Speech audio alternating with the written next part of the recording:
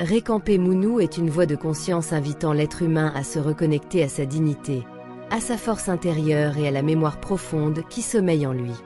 Il arrive un moment où l'âme ne peut plus continuer à avancer dans les mêmes schémas, les mêmes blessures et les mêmes conditionnements. Une fatigue intérieure apparaît alors, comme un appel silencieux poussant l'être à rechercher un sens plus élevé à son existence. C'est à cet instant que débute le véritable processus de transformation. À travers la vision de Marie-Thérèse Albert, Récamper Mounou propose un chemin de conscience où se rencontrent spiritualité, réflexion et transformation intérieure.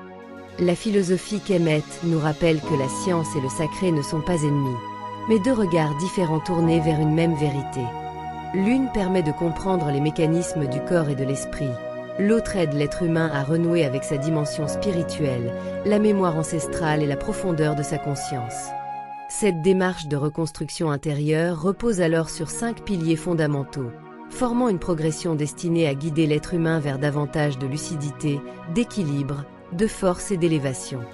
Le premier consiste à apprendre à regarder avec lucidité. Beaucoup avancent dans la vie sans réelle présence à eux-mêmes, répétant inconsciemment les mêmes peurs, les mêmes souffrances et les mêmes habitudes.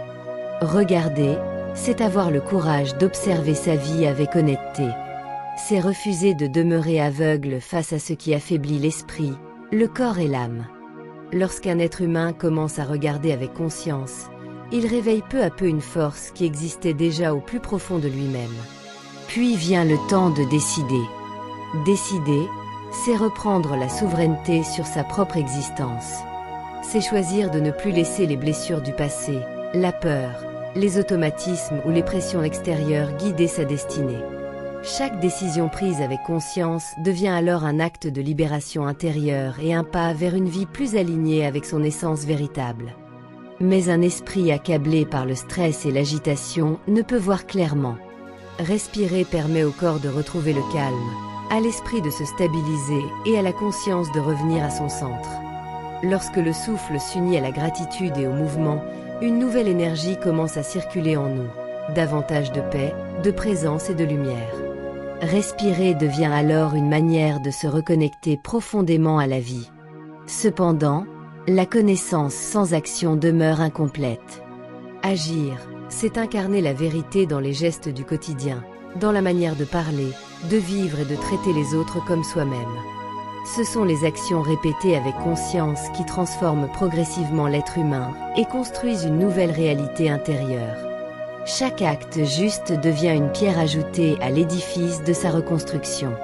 Le dernier pilier est celui de la transmission. Car une lumière véritable ne peut être gardée pour soi seule. Transmettre ne signifie pas seulement enseigner ou prononcer de grands discours. Cela signifie faire de sa manière de vivre une source capable d'inspirer, d'apaiser et d'élever les autres. Le plus grand héritage qu'un être humain puisse laisser n'est pas matériel. C'est la lumière qu'il dépose dans le cœur des êtres qu'il rencontre. Dans l'esprit de Récamper Mounou, l'individu cesse de se percevoir comme séparé des autres et comprend qu'il fait partie d'une même chaîne de vie, de conscience et de mémoire. Certaines personnes activent ces piliers à un niveau fondamental, tandis que d'autres parviennent à pénétrer plus profondément dans ce chemin de conscience. À ces niveaux, un accompagnement et une guidance peuvent devenir nécessaires afin d'aider l'être à avancer avec davantage de clarté, de discipline et de stabilité intérieure. Lorsqu'une personne s'engage sincèrement dans cette voie, elle peut ressentir une reconnexion profonde avec la mémoire, la force et la présence des ancêtres bienveillants. Si nous voulons voir Haïti se relever, il nous faut d'abord commencer par nous relever nous-mêmes. Ce chemin demande de la discipline, de la conscience et une véritable volonté de transformation.